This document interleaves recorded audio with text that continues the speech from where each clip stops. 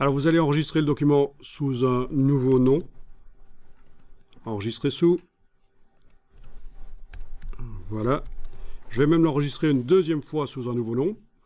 Comme ça, ma version 2, je suis certain qu'elle intègre tout ce qu'il y a actuellement dans le document. Et en enregistrant à nouveau sous un nouveau nom, je suis certain que je ne vais pas faire l'erreur de mettre à jour la version 2 alors que j'aurais fait des erreurs éventuelles dans le document ici. Donc c'est une bonne idée aussi d'enregistrer 2 fois de suite sous des noms différents. On n'est jamais trop prudent.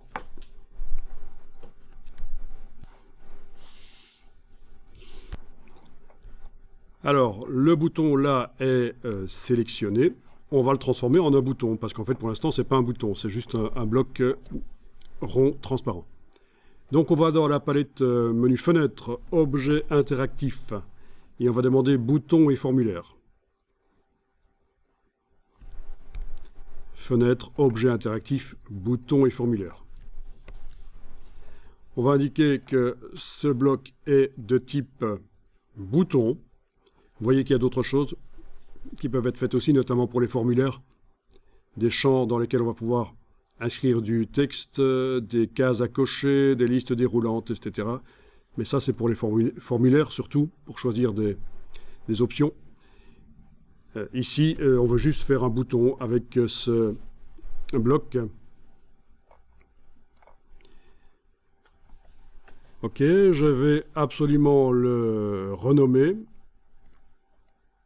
Donc, vous donnez une description de la partie de la carte qui est concernée, en fait. Parce qu'après, on va avoir des listes de boutons qui peuvent être assez énormes dans la palette ici des scripts d'action. Et si vous n'avez pas nommé, ça va être la cata. Donc, il faut surtout bien nommer les choses.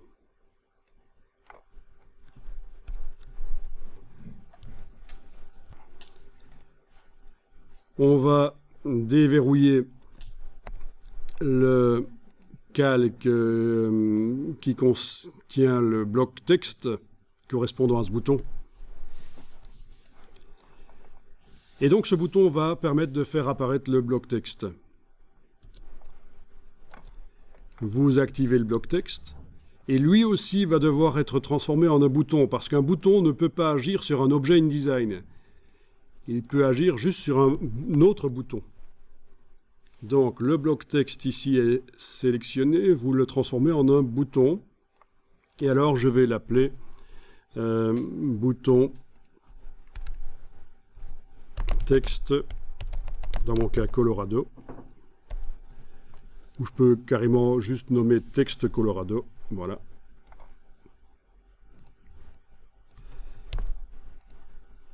Ne mettez pas des noms trop longs, en tout cas là-dedans, ou des accents, etc. Il faut absolument être compatible web. Pas d'espace, pas d'accent, pas commencer vers des chiffres, et pas de noms trop longs. Sinon, ça va foirer forcément. Vous allez avoir InDesign qui va bugger et sans comprendre pourquoi. Donc voilà, le texte a été transformé en un bouton.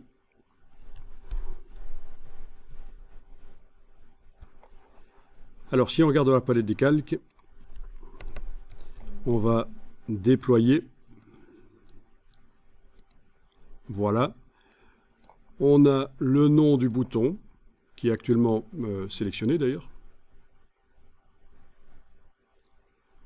Et à l'intérieur, on a l'état normal du bouton avec le bloc texte à l'intérieur. Voilà. Si vous cliquez sur l'objet, si vous sélectionnez l'objet grâce à la petite case, je vous rappelle, comme dans Illustrator, c'est comme ça qu'on sélectionne. Grâce à la petite case, le petit carré ici, on sélectionne l'objet qui se trouve à l'intérieur de l'état normal du bouton que j'ai appelé texte Colorado. On arrive à modifier les choses. Je vais fermer ça, resélectionner le bouton lui-même. Dans le bas de la palette boutons et formulaires, vous avez une option qui permet de retransformer le bouton en un objet, convertir en objet. essayer. Voilà, ce n'est plus un bouton. Maintenant, à la place de cette case, vous avez une icône qui permet de transformer l'objet en un bouton. Bon, c'est la même chose que de choisir ici type bouton. Donc on pourrait se dire c'est la même chose que d'ouvrir le calque et d'aller sélectionner l'objet qui est à l'intérieur de l'état normal du bouton. Bah oui, sauf que le bouton, on a perdu son nom, et s'il est utilisé dans une interactivité dans le document, on a tout perdu en fait, il faut tout recommencer l'interactivité.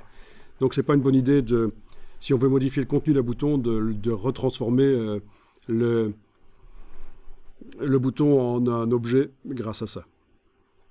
Faut pas.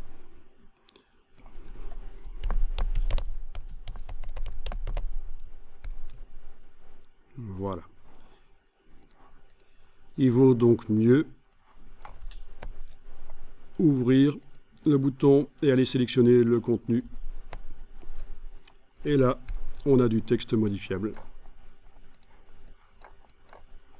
Enfin, tout est modifiable, même la couleur de fond du bloc, etc.